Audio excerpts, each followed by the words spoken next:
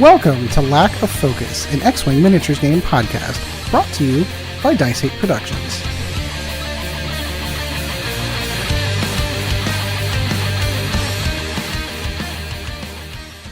Hello everyone, and welcome once again to another episode of Lack of Focus, episode 13, The Death of 2nd Edition. I am your host, Ed Horn, and alongside me tonight, my partner in crime and gaming, one Mr. Chad Brown. Chad, how's it going, my friend? Hey, everybody. And, of course, our producer extraordinaire, one Mr. Kris Sheriff. Kris, how's it going? Good, thanks, Ed. So, unfortunately, Sean was not able to join us. He is having some health issues tonight and will not be able to join us. And you might take note that we are a week late releasing this one. That is totally on me. I ended up coming down with some type of flu-ish thing. Ended up all feverish, and we tried to record on multiple days, and I just wasn't feeling up to it. And my voice was horrible, so it's better for you that I'm feeling better today than I was when we were going to record this. So anyway, so in this week's episode, we're going to have a couple of interesting topics. First and foremost, we do want to discuss obviously, Wave 2 has been officially released, so we've got that in the news. We got some new pilots to kind of look over and upgrades to look into in that direction. And the app has changed, in case you haven't noticed, hence the title of the show. 2nd Edition is no longer an option on the app. We're going to kind of give our feelings for that. And in the main topic tonight, we're going to say, well, what lists do we think are going to look good in 2nd Edition or Hyperspace now that we have Wave 2 announced? So all of that and a lot more coming up right after this. All wings report in. Red 10 standing by. Red 7 standing by. Red 3 standing by. Red 6 standing by. Red 9 standing by. Red 2 standing by. Red 11 standing by. Red 5 standing by. All right, we're back, and in the flight deck, we will cover over the squads we've been flying, any events we've been in, and any lists that we've been enjoying. Chad, I know you and I have played at minimum of one game. I don't have to get punched today. Woo! I played X-Wing. I think you've played 2 games since we last did a show. No, I had intentions of playing 2 games. Unfortunately, Chad had a little bit of vehicular issues and had to cancel on me one night, which I was super disappointed. So no, we didn't get a chance to play that night. And I did install Vassal. Yeah, we didn't get our Vassal game because we recorded that In Focus one instead. Correct. The initial plan was that we were going to play and talk at the same time, but that's whenever all the points costs came out, and of course the hyperspace legal stuff came out, and that just kind of like steamrolled over that. So I do have it installed. I do have a list prepared. So when we do get an opportunity to play, hopefully this upcoming week, we should be able to record that game for an In Focus and have fun with it. But we had an in-person game on the table, Chad. Yeah, but first off, I'm going to institute a new drinking game. Every time Ed says I was going to, take a drink. Hey, give me some credit. At least I rolled dice, even though my green dice were like, oh, wait, we're supposed to roll evades? Don't even get me. I never want to blame dice exclusively, but oh my. I'll tell you some stories when we get to my turn. All right, well, sounds good. All right, so Chad, obviously we both decided this past Tuesday that we were going to play Hyperspace and Hyperspace only, so we're both kind of testing the waters. Obviously with only 4 ships. Oddly enough, inadvertently, we all, between the two of us, we flew the only legal ships for Empire. Yeah. So interesting. Yeah, so I, of course, ran Supernatural Vader with fire control systems, Howl Runner with swarm tactics, and then 3 Academy pilots. Hence, half of all the legal ships that are legal for Empire and Hyperspace. And you ran? I had Major Vermeil with outmaneuver, shield upgrade. I had Darth Vader with fire control system, cluster missile, instinctive aim, and pure Sabacc. You had instinctive aim on Vader? Because I don't ever remember you using it. I did use it because you wanted to call me out on it when I didn't have a target lock, and I said, no, I've got instinctive aim. Oh, that's right. Okay, yeah. You're right. So, pure Sabacc with outmaneuver and shield upgrade. Holy crap, that should be hard. Yeah, so I actually figured out that I have room for the ISB slicer on Major Vermeil, so I'm going to be adding him to my list there. So we bumped into an interesting thing with your list, Bill, because you started putting down a list, and then you had added Major Krennic onto... Yeah. The Major Vermeil. And then you realized that the Reaper doesn't have a target lock. No legal. It gives you a target lock. Okay, because I couldn't figure that out. I'm sure it's on the card. I don't even know if I've got it in front of me. See, there you go. You could have put it. You could have put it on. Yeah, I don't have it in front of me, but I'm pretty sure Krennic gives you the target lock action. I've got the app. I'm gonna look in the app now. You guys keep talking. Yeah, so we obviously totally misplayed that because I didn't look at I looked at the upgrade crew card. I didn't look at his benefit. So no, that sounds about right then. Because it didn't make sense to us. We're like, well, then we quit. There's no legal target to put it on. Right, as of right now, I mean. Yeah, with the list that you had anyway. Anyway, so you ended up changing your list up on the fly. Didn't matter.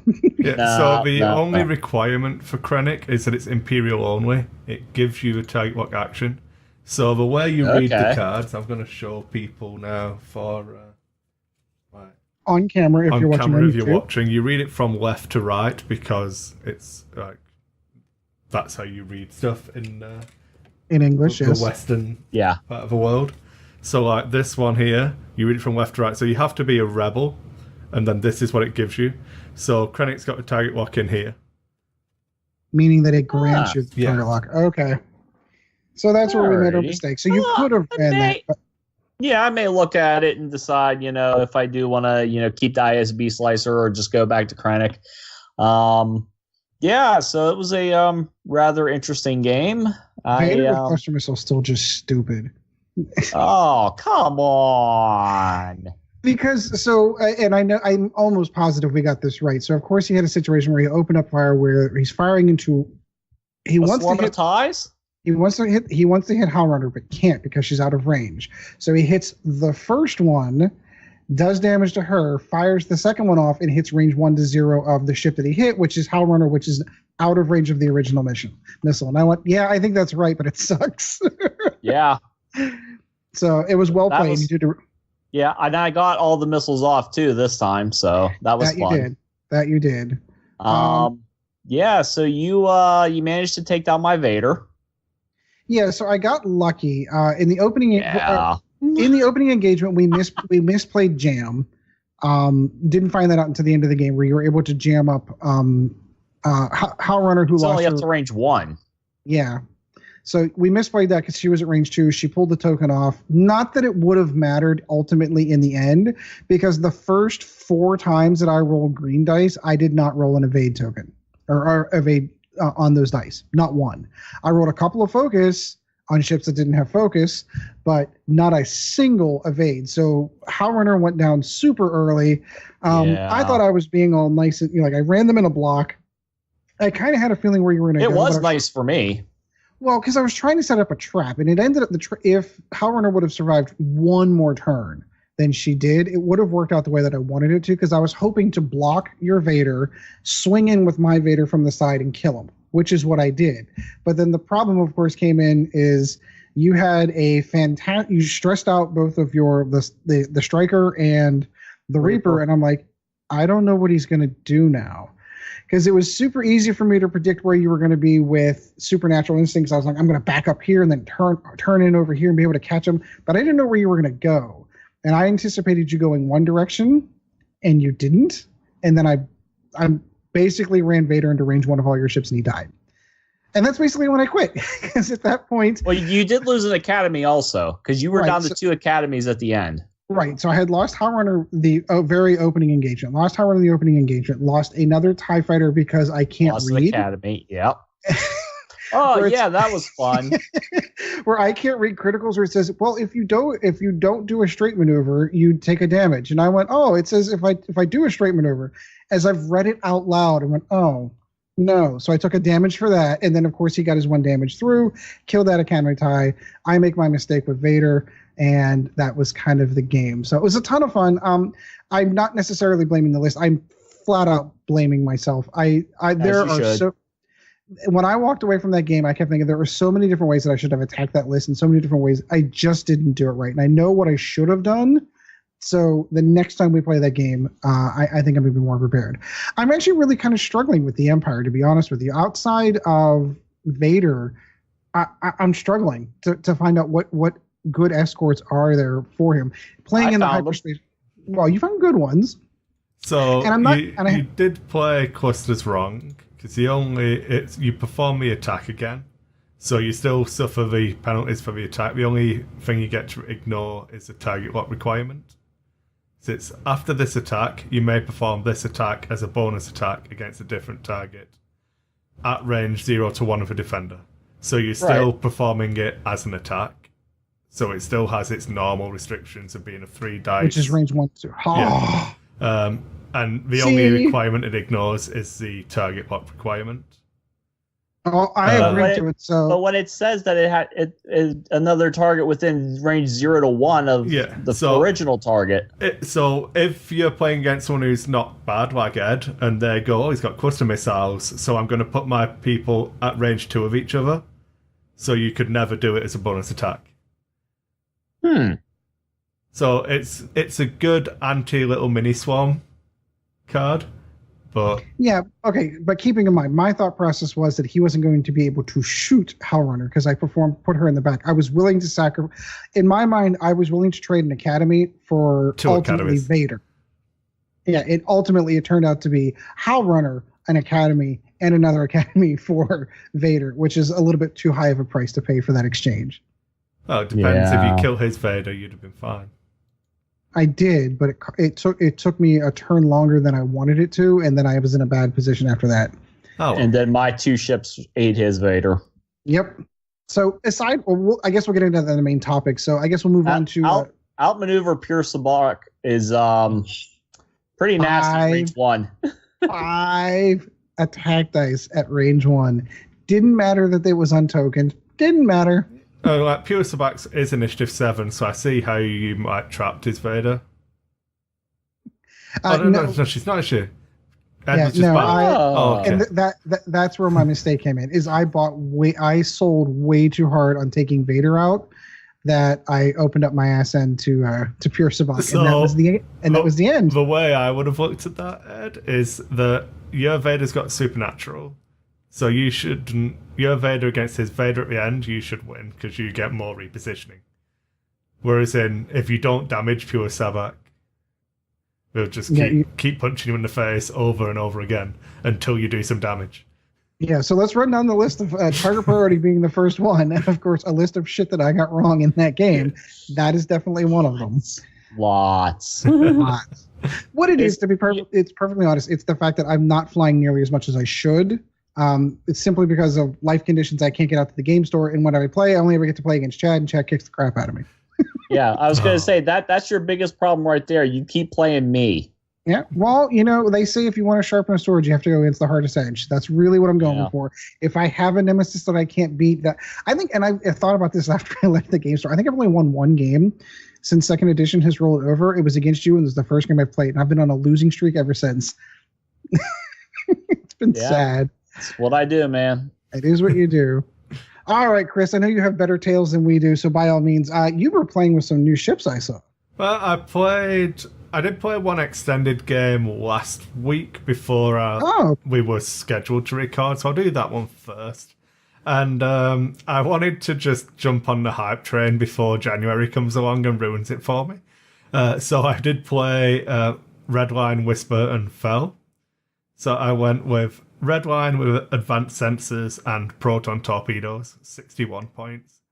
Sydney Fell with Predator at 54. And then Whisper with Vader, Duke, and Collision Detector at 75. And just felt bad because that's the easiest game of X-Wing I've ever played. Right. There was very little skill involved in tabling. I gave him Fell. Well, I didn't give him Fell. He got Fell because I blanked out on a dice roll I let him make. So that's what happens now. He's not old Fell. I was confident that I could barrel roll and boost around and get the bullseye arc for my Predator and his focus, and didn't get it. So I was like, if I'd have just gone the other way and avoided the shot entirely, but I got greedy, so that cost me Fell, but it didn't matter. Yeah, I know how that feels. And that was fine against Vader and some ties. So it was pretty much like your list, Ed. I blocked Vader, and then he doesn't have tokens, so I Vadered him, and he takes damage. And then you shoot him, and then he explodes. And yeah. And then the game's over, Yeah. effectively. I didn't get to fire my my protons until I used the protons for cleaning up TIE fighters because I just used Redline as a big bait to come in and kill. So it got Vader into range 1 of Redline. I was like, oh, that's good. You're now at range 1 of Redline. Everyone else can shoot your Vader though. So, oh well. Good luck with that. Yeah. So it was really good fun. I enjoyed the list, but I don't feel like I won the game as much as the list did. Well, if you're practicing hyperspace, you don't have to worry about that list anymore. No, you don't. Then I played on Tuesday night after work. I cracked one of the conversion kits for First Order because I wanted to try out Super Kylo just to see how bad it actually is. How stupid it really is. Yeah. Oh man. Oh my. Way worse than Vader, as we discussed offline in our conversations. The fact that he has boost on his card doesn't suffer the damage. Yeah, so the list was Kylo with supernatural reflexes, Quick Draw with Special Forces Gunner, and Fanatical Devotion. Or Fanatical, I think it is. And then Midnight with nothing. Just and, pure naked. Yeah. So I've got 2 PS6 ship, 2 Initiative 6 and 1 Initiative 5, and I think I only had the 5-point bid. But I know my local meta, 5 points is generally enough. And yeah, I thought that too until Chad came with a 7-point bid. But like, we'll get to it later. Well, when we talk about lists in the main topic. But I played against. It was 2 Skull Squadron pilots. L3 in the shuttle. In the escape craft. Torkil Mux, which was an asshole. Just being initiative 0, and a tugboat. The first game, I was like, okay, I'm gonna bait him into the center with Midnight, and then swing around, crush his flank, and just roll him from both sides. What's not exactly what happened. So I moved forwards with Midnight, swung around behind an asteroid, target locked the Fang that had target locked and focused Midnight because of the coordinate. So it's like, you've got target lock focus. You can't use any of them now because I target locked you and I'm at range. I think it was just in range 2, but still behind a rock. So we just rolled 3 natural hits. It was fine. And then I just rolled no paint and died. So, yeah. Then it was bad. I'd supernatural Kylo in to get the range 1 shot at the Skull Squadron who was shooting Midnight. And just rolled blanks. So I said, it's fine. Nothing bad's happened yet. I've only lost 1 ship. It was a throwaway ship anyway. It's only 44 points. And then he managed to get the tugboat around and he flung me onto a debris. The debris was only on the table because it was mine, and I'd just thrown some random obstacles down.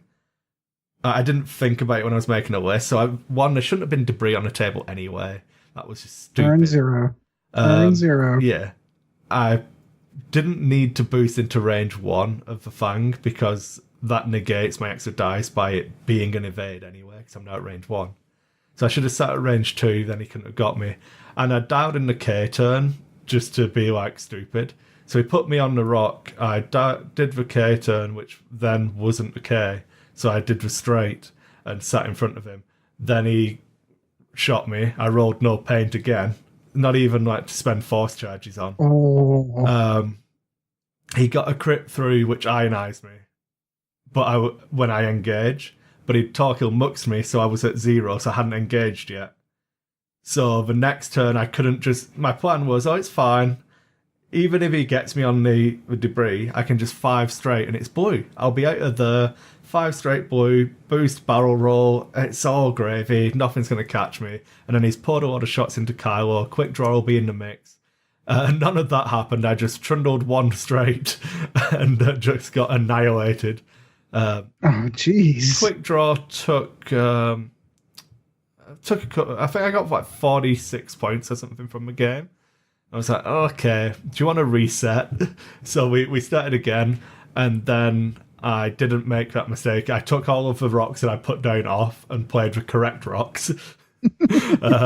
Actually thought about the game, and yeah, Kylo, if you actually put any effort in, is stupid. So notice I said if you put any effort in, not if you are good. Correct. Because you don't have to be good with a supernatural ace. Like it. You had equated it to pre-nerf Whisper back in the old days of Wave 4, where you have so much, you already have all the advanced knowledge that you need to determine what direction you're going to go and if you're going to boost and barrel roll off. Yeah. So I set Kyle up on the wide right, and he set up in a big block in the center. So he controlled the center of the table. He moved down, and soon as he had any ship banked towards where Kylo was, I supernatural barrel roll to the left, boosted left, and then did the 2 hard around. So I've moved, I think it's almost a range 3 across the table with that. And I've done nothing. I didn't. That doesn't take skill, being range 3 away from where I was laterally. Yep. And then I did the same thing. And you have to be turned in their direction. Yeah. So I got my shots off. I dodged 4 out of his 5 arcs, sat in front of a ship I wanted to kill, annihilated his quad jumper, and then bounced the other way in the next turn because he had to turn back. So he turned back into the rest of my list. Kylo did exactly the opposite move and was now behind him. It's like, oh, this is fun and engaging. I feel like I'm trying really hard now. Yeah. Oh my god! So basically, he's just doing a dance across like a horizontal line I'm across so the good board. at this game, Ed. It's like I felt like an X-wing god. I'm so talented. I mean, I felt like had it not been after work and the store was closed, people would have been bowing down. My customers would have been piling in just to see people the were feet. Like holding you up on their shoulders and stuff. Do you know who he is? Do you know who he is? Like, dial in a 2 hard and have boost and barrel roll with auto thrusters written on your card. Oh, job done. Sold. Yeah. Like it's, and you're only burning 1 force to do that. So you burn 1 force charge. Right. So okay, we'll cover it now. Let's work for those who don't quite get how that works. Let's run through the step-by-step mechanics. So supernatural reflexes is you spend a force charge to either boost or barrel roll before you activate. So Kylo's got 2 force charges. The secret to using supernatural Kylo is it doesn't have a pilot ability. You ignore that text on his card that says like showing people the dark side. That's irrelevant. He has an extra soft mod in case you roll blanks. Does happen, by the way. Reference game 1.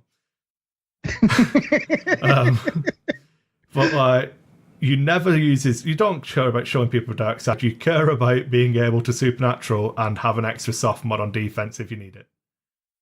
So you either boost or barrel roll depending on which one you need. And then, if you choose to, you can use auto thrusters, which is after you perform any action, you can do a boost or a barrel roll. So you barrel roll and boost, or boost and barrel roll. It stresses you, but you dialed in either a 2 hard or a 5 straight. Like literally, that could be the only moves on the dial. It's not, by the way. It's got 1 hards, all the 2s are blue. It's got talon rolls in the K turns, all the 3s. The blues go all the way up to 5 straight. It's ridiculous. It's so good. And yeah, you just dial in a 5 straight or a 2 hard and react to what your opponent did. Oh, look at that. Feels like you might be able to shoot me. I better boost and barrel roll the other way. And then turn hard. Because so I'm conceptually for those who are in the audio format. So basically, if the ship's sitting directly in front of you, you're boosting to your right. You're barrel rolling to your left. You're boosting soft left, and then turning hard to in. Correct. You can. There's different direction. ways of doing it. But yeah, you can if you think about it, if you're to a left hand side, you dial in a too hard left, and that's a disengaging move. You're moving to a table edge away from where the fight is. So that's a safe move that you didn't need to put any thought in at all. Right, you're running away. Then if he commits onto you and you have any opening, you boost, you barrel roll to a right and back, boost right, and then that suddenly becomes an aggressive too hard, which sits you just past their arcs, and you just shoot them in the back. Yep. I'm so good at the game. After seeing where you put your ships, I got to pick my ship up and put it where I want. Skill. Yep. Yeah. And I'm trying to think as I've thought about that combo. They're not going to change the wording on supernatural defense or supernatural reflexes.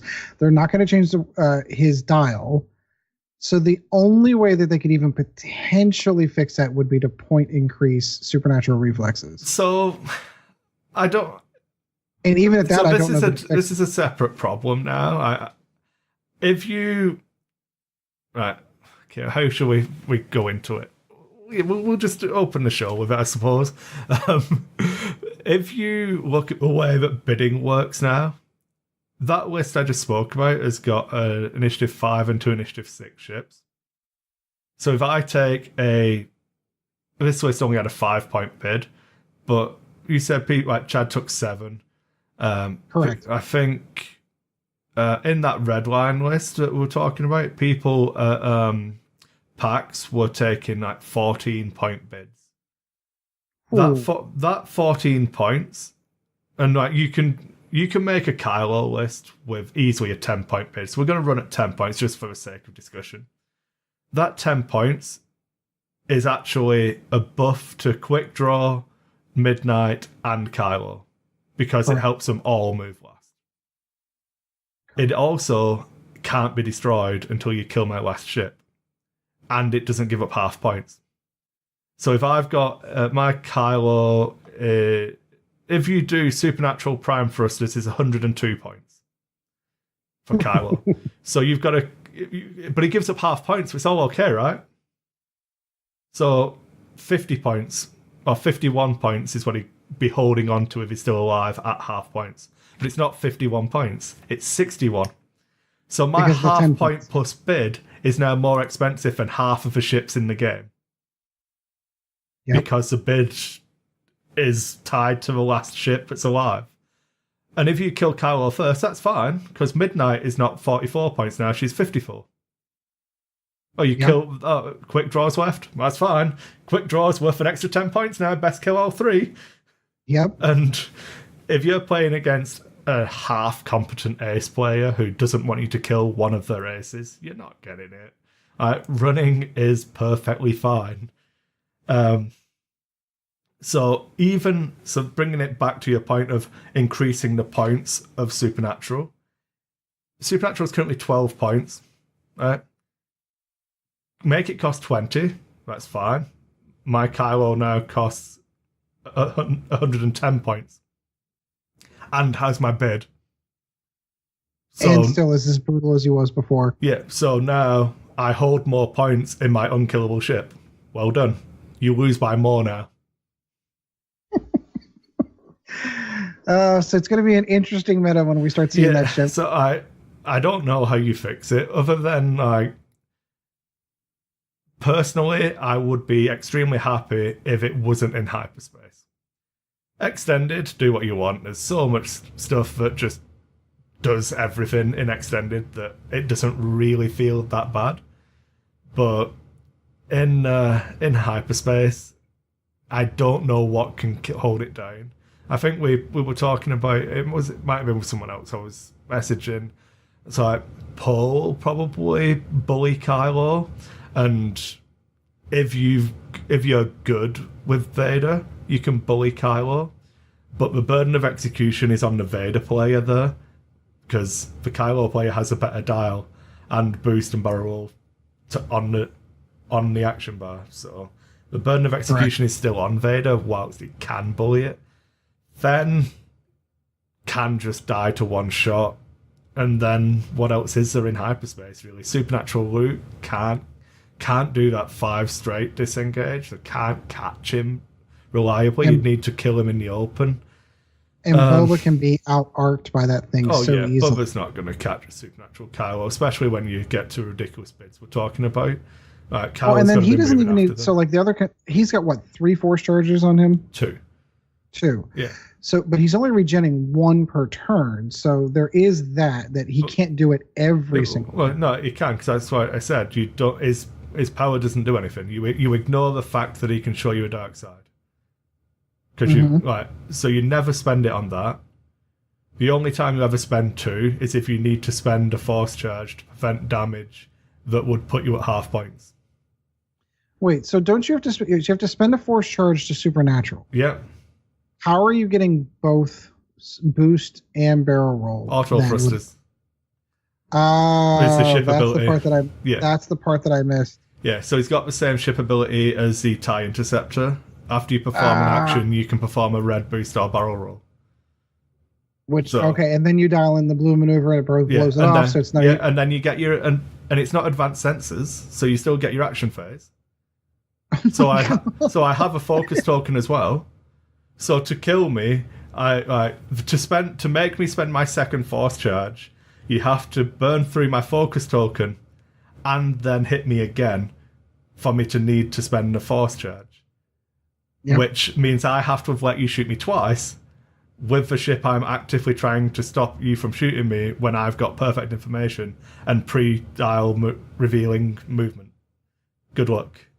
I don't know. It's just, and this is from me. I was the one playing it. I'm not complaining about playing against it. I'm saying that this stuff makes me seem like I'm good at X-Wing, and trust me, I'm not.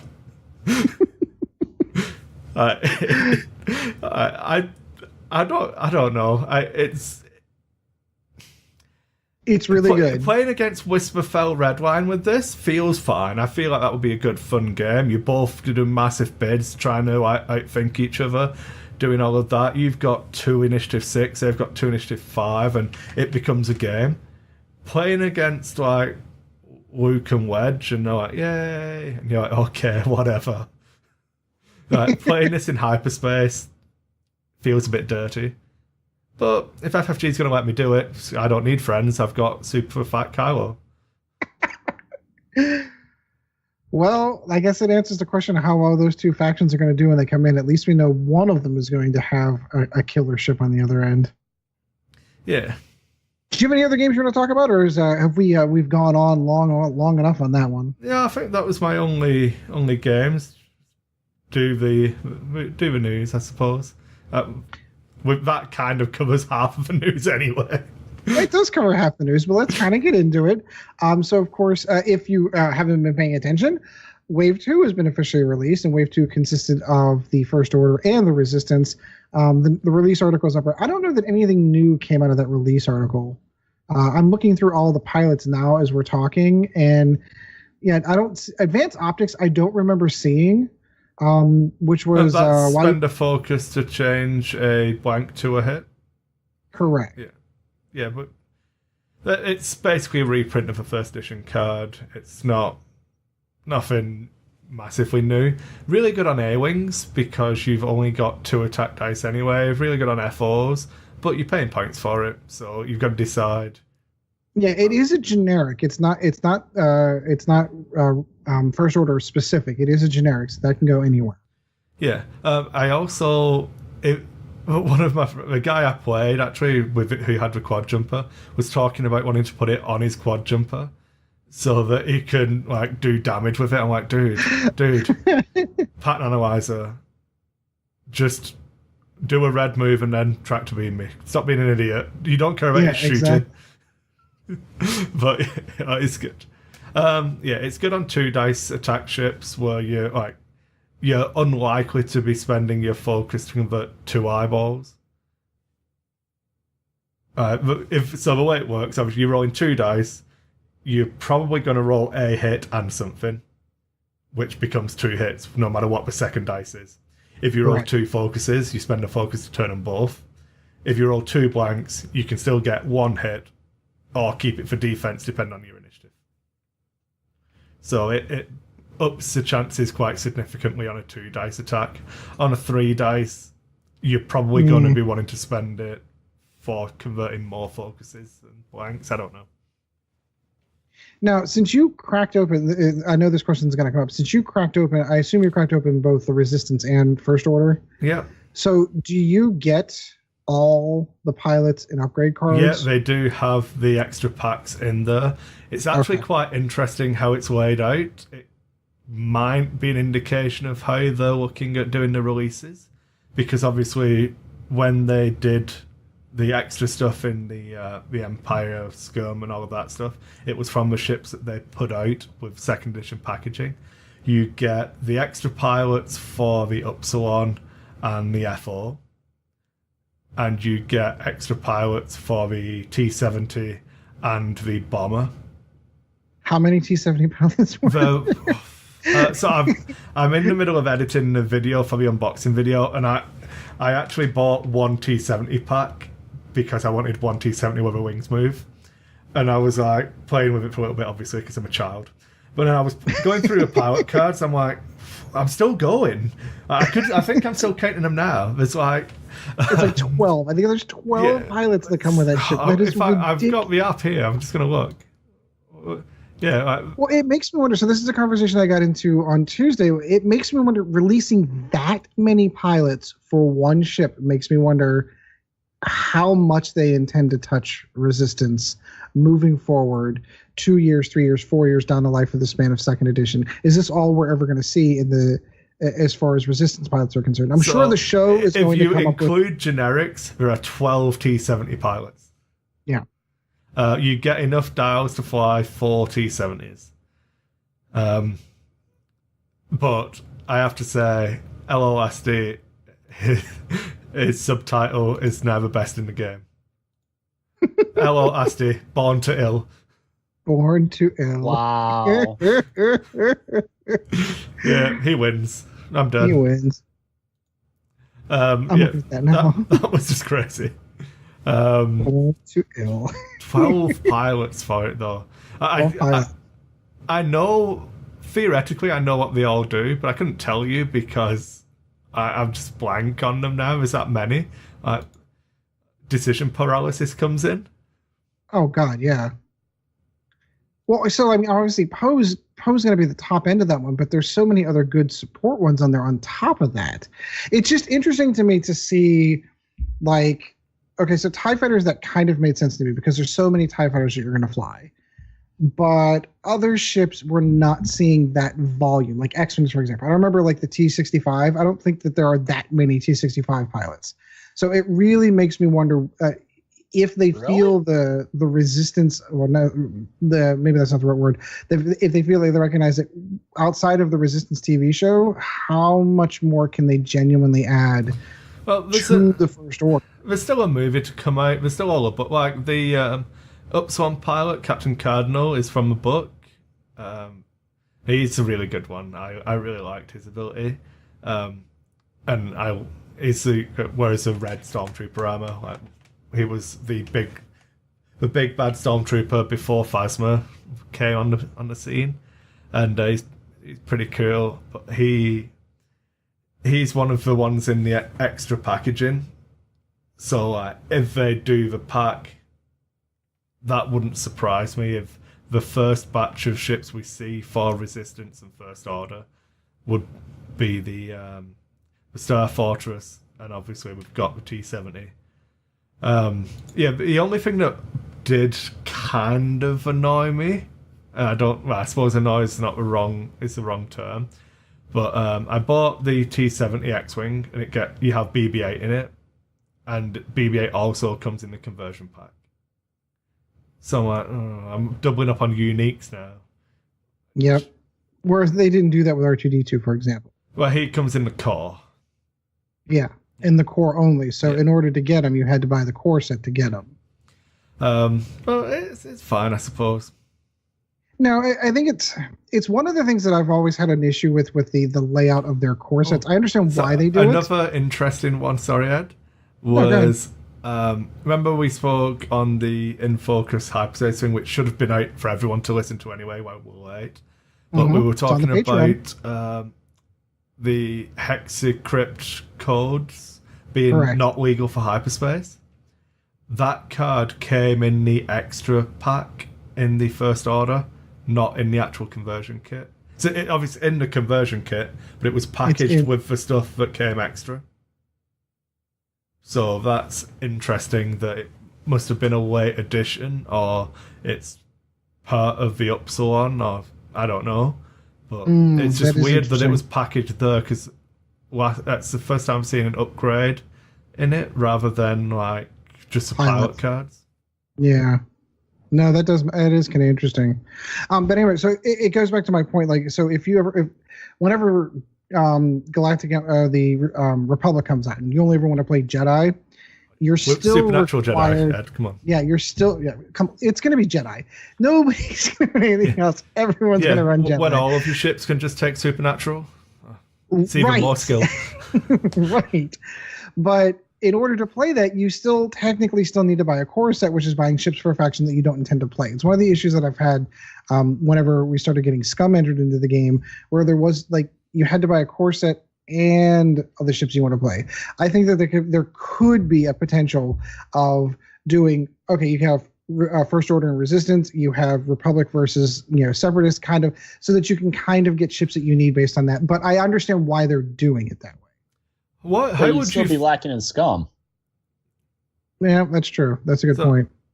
When the Squadron boxes come out, how would you feel if they did a damage? If they did an Ether Sprite damage deck and a Droid Fighter damage deck, which they sold separately, and they produce their own plastic range rulers and like template set or something?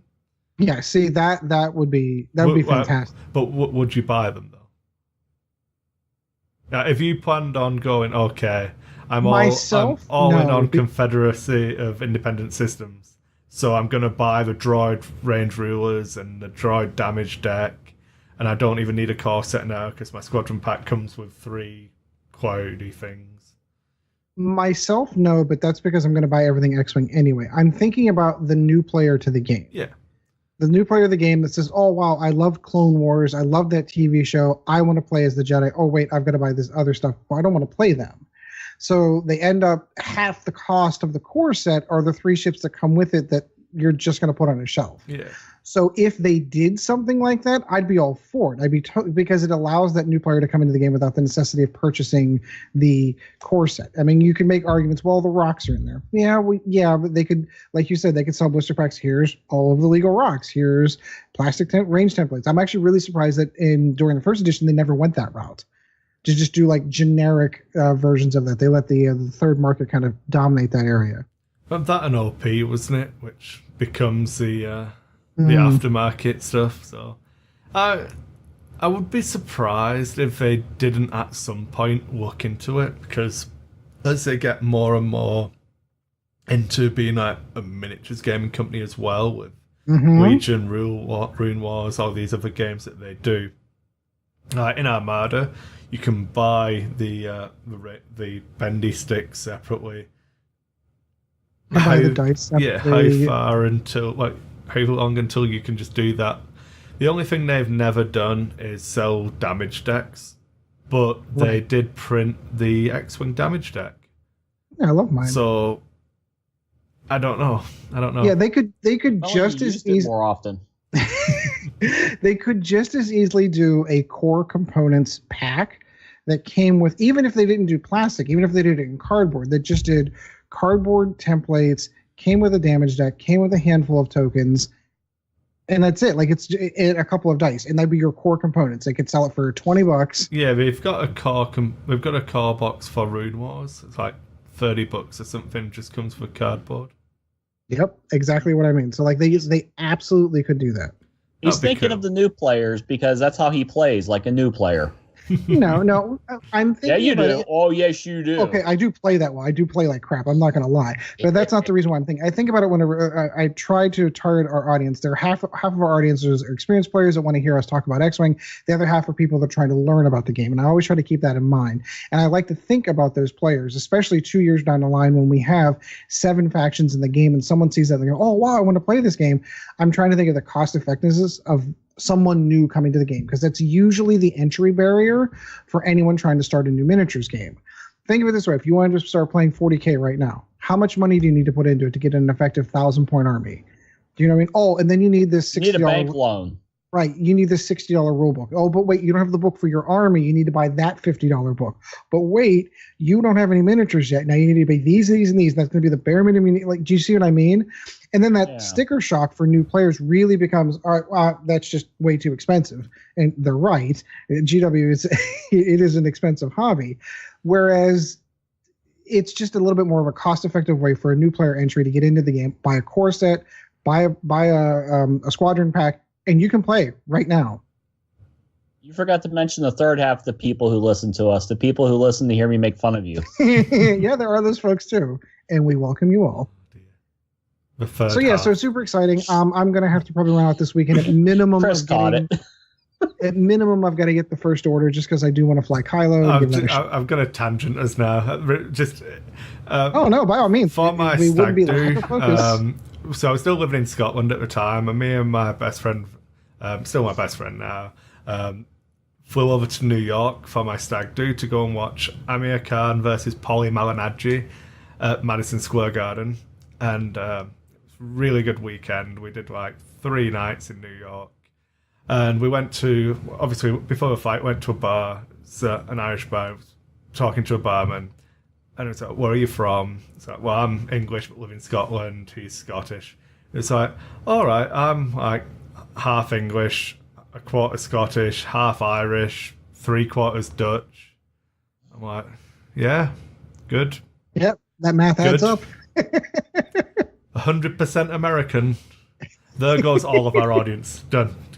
Left. Boycott. That's all right. So I'm a mutt. I'm not gonna lie. Like I think I've got so many different things that I do have a little bit of Scottish in my heritage, which is the reason why I wanted to go to Scotland and see it for myself. It's a beautiful country. I was actually in your town. We had talked about this. That's where I saw Solo. It was in the movie theater that you've been to. Yeah. We're jealous. I for all Americans, we're jealous because all of our heritage is tied into other countries because we're immigrants to this country. Unless you're a Native American, you're an immigrant to this country, and you came from somewhere else. It's just I don't mind, but I don't get worked up about, oh man, those French people really did us in the Battle of Hastings. Or yeah, oh it's, yeah. I have no idea. I'm from Wigan. My grandparents don't. I think one of them might have been from Cornwall, but I didn't go around telling people that I was like a quarter Cornish when I was in England. No, I don't know. I've got no idea. It doesn't matter. I'm from Wigan. Whatever. Now, well, there are certain things like there are certain people that are like, oh, well, he's Welsh. That makes sense. That don't they do that? At least I get like, oh, I'm like European now for another few months at least, and then I go back to being British again, and it's all fine. You know, we can do politics on this show. We've got a superior thinking, like intellect level of audience. They're about to they almost kicked Theresa May out because she can't figure Brexit out. Maybe that's because it's not a good idea, and there's no solid answer to that question. So I don't care anymore because I live in Canada, so it's good. Do what you want. As long as you get your boot right, you're good. But there was an interesting post that my British friend shared on Facebook, and it's like, okay, let me explain why Theresa May can't do Brexit, and whether you agree or disagree, it's just a funny anecdote. But it's kind of like they said, shall we have a vote on if you can make a submarine out of cheese? And then the public went, yeah, that seems like a really good idea. Let's make a submarine out of cheese.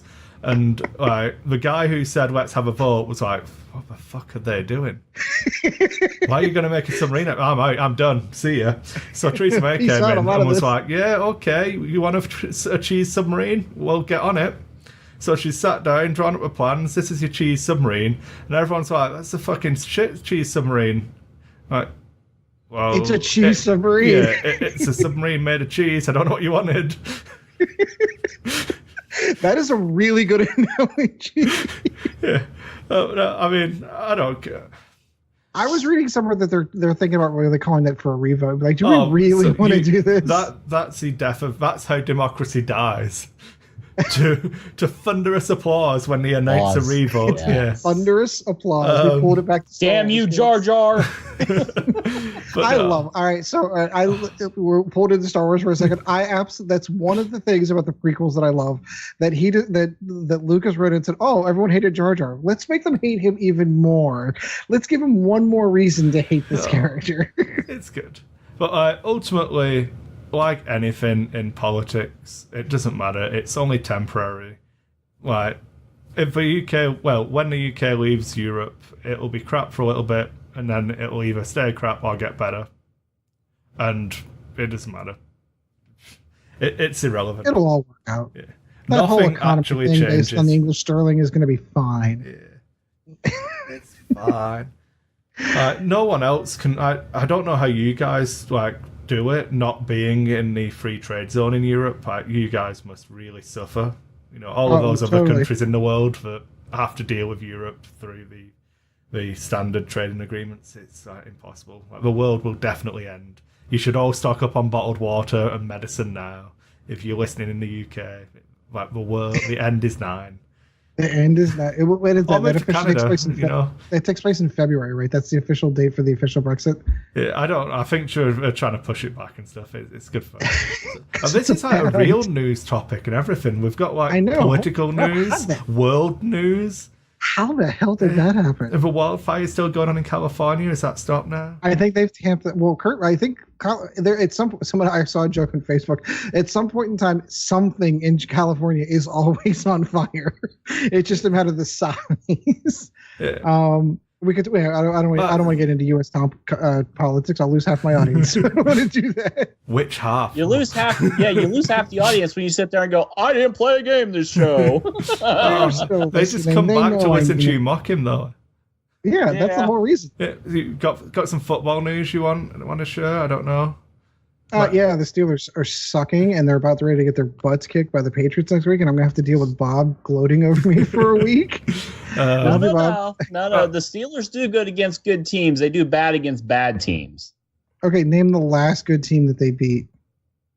I'm trying to think of a good team they played. Right.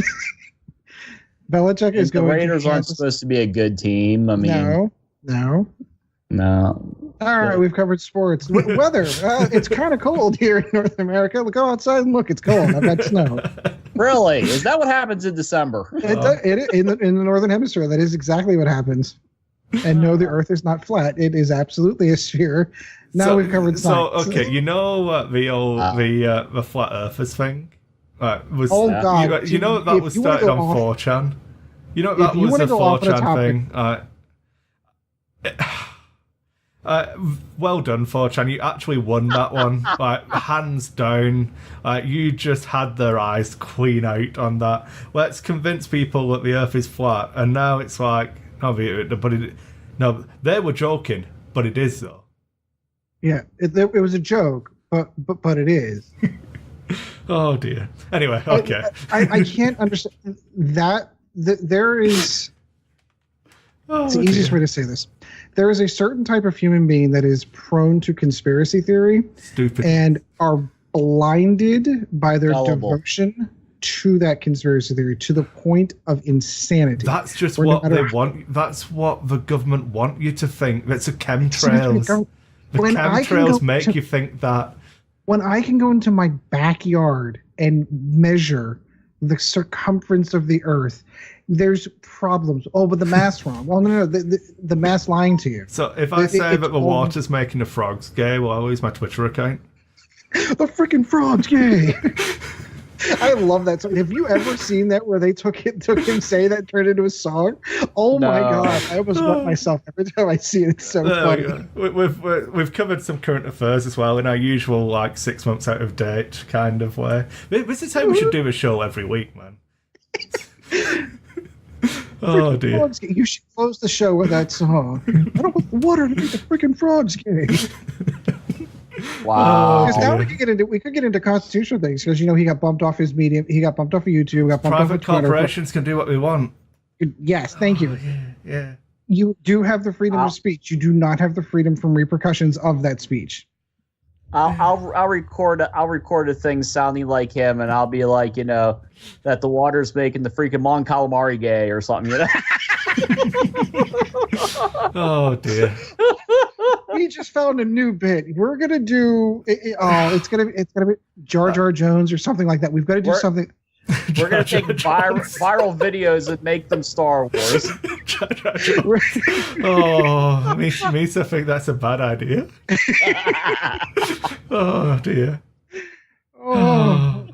Okay, so that one way off topic. So we're going to try to pull this one back on our main topic and talk about lists that we think about that game X-Wing that we talk about that we think are going to be good going into hyperspace wave 2 because it can't even call it second edition anymore.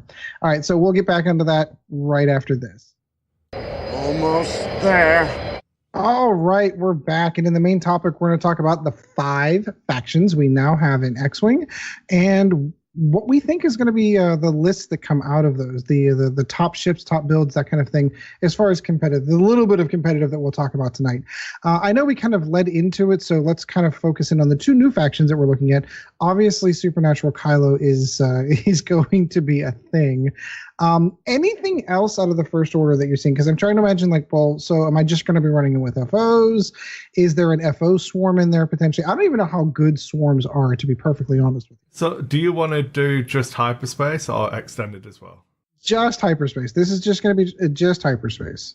Because right now, that's the competitive format that we're in. One thing I would have mentioned for people in extended, Null has a talent swap at Initiative 7. Because until he's taken damage, he's Initiative 7. Mm-hmm. You can give him Squad Leader to give him a red coordinate. Ooh. At Initiative 7. And if you're an extended, you can do the hexacrypt codes. So you can target lock him, fly him to the other corner of a map, and coordinate from the other side of a map. At Initiative 7. And then if they damage you, you get to coordinate them at Initiative 0, which I don't know if that's worse. Fair argument. Right. You can't now block my move to stop me from coordinate. I don't know. So, yeah. That is interesting. Yeah. Obviously, all of that still works in hyperspace right up until we hexacrypt code things. Because that's not in there. But you can still give him a coordinate with Squad Leader. And there's nothing stopping you from doing that. Huh. Alright, obviously the Upsilon is awesome. So yeah, you were kind of leading into some of the pilots in that one. Let's kind of get into that. Yeah. So I know we touched on it when it was spoiled and it being a big old gun platform, but what really stands out to me now that I've played a little bit more second edition is its action bar is just all white. Yep. Would you like to reinforce because it's white? White jam. Go for it. White coordinate. Especially when you've got Major Stridon is still stupid good, 63 points, but you can coordinate out to range 3. If you put upgrades on him, you can count the range as being range 0 to 1 instead of range 2 to 3. It's just good. So, while you coordinate or resolve the effect of one of your upgrades, you may treat friendly ships range 2 to 3 as being at range 0 to 1. It's just good. So, Strident and Hooks is pretty amazing. It's pretty good. That's pretty brutal. And then you've got the one that really, when I was unboxing this First Order box, TIE SFs, it is for a Zeta Squadron Survivor, it's 34 points. And you get 5 dials in the kit. Oh, wow. Do you know how many it costs? So, 1, 2, 3, 4, 5 ships, and I've got 30 points left. So I can have 5 of them, and I can put missiles on all of those, and then I can shoot the missiles out my bum.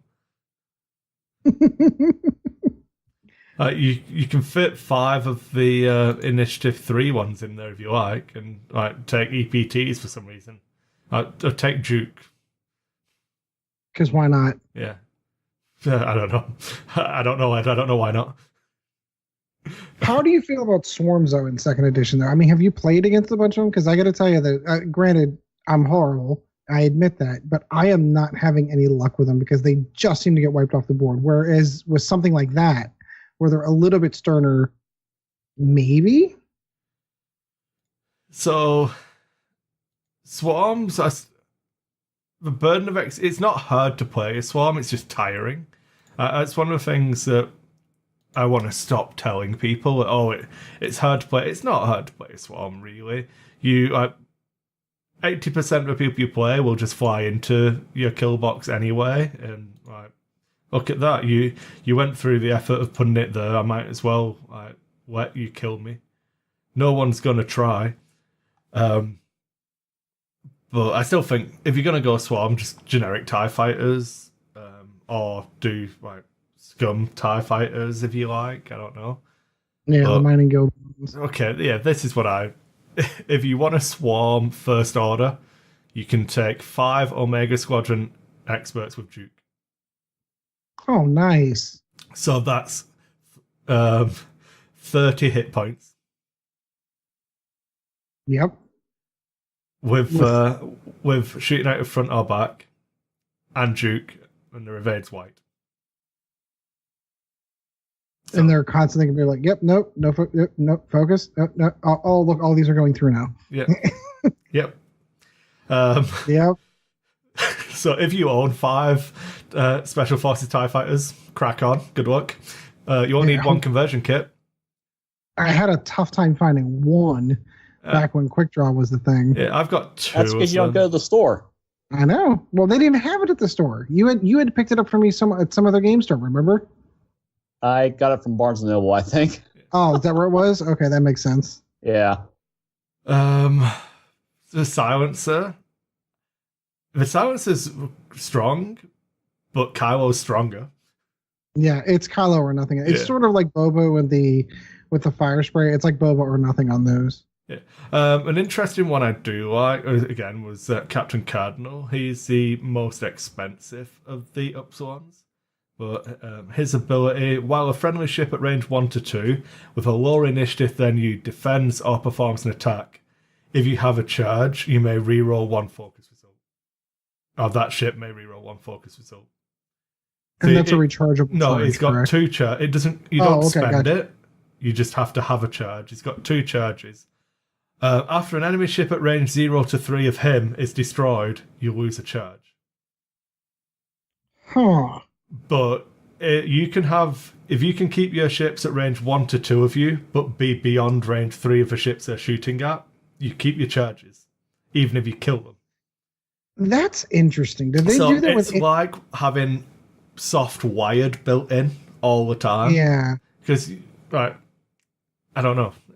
I would use it if I planned on invading a lot with some juking ships, for example. Being able to re-roll the focus results, it seems okay. Seems pretty okay to me. And then the only problem with that is you're playing 64 points for a 4 attack dice ship that you're not getting in the engagement. So yeah, it's definitely if it was re-roll 1 die, I'd pay like 70, 80 points for this ship. Rerolling focuses isn't as good. I don't know. It doesn't come up nearly as often. Yeah, but there's options there, and I'm kind of sold on the fact that I like the character in the book. So, fluff will carry me a long way. So basically, for First Order, it's Kylo plus. Yeah, competitively for now, out of the gates, it was Bubba plus stuff. And then you kind of find out that Fenn's really good and can carry a list on his own. Paylob was really good and extended. Stuff like that. And The quad jumpers turned out to be pretty good and extended. There will be more stuff like. Yeah, I think there's a lot of value in those TIE special forces. Those TIE SFs are just super cheap, and it's only a 2-die attack. But the other thing you can do as well, because they've got the gunner slot to give you the special forces gunner, which is what lets you activate the 3-dice attack out of the front or the double tapping shooting forwards and back. What you can do is just take veteran turret gunner, which lets you, because they've got a front arc and the mobile arc, so you shoot out the front and then you shoot out the front again with your mobile arc, and you have Duke. So you can't get 5 of them in that way, but you can do enough. But I don't know if veteran turret gun is in hyperspace or not. So maybe they just take you. Good question. So it does occur to me though that unless I'm missing a pilot that I'm not thinking of, is the First Order the only one that can fly 2 pilots go 6 now in hyperspace? Oh, I'm sorry, Initiative 6. First Order can get you can get 2 pilots go 6 and a pilot go 7, or Initiative 7. Correct. You can the Resistance can do it with Han and Poe, because I forgot about that. Yeah, no, okay, you're right. Wedge and Han in Rebels. Vader is the only 6 in Imperials, because Duchess is only a 5, I think. And Scum, you've got just Fen. Yeah, none of the ties are 6s. Yeah, so just Fen. Yeah, so Rebels, Resistance, and First Order. Okay, so it is more than just, but so I'm beginning to feel an Imperial bias here. It's Han plus if you want to do it, so you're going large base turret. You know, I'm sorry to crack, but Chad just put up turn the freaking everyone will have seen it if you're watching the video.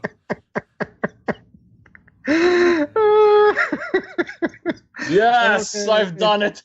That did it. That did it. I broke. That lost me my YouTube channel. Awesome. You have to make that video now. So yeah.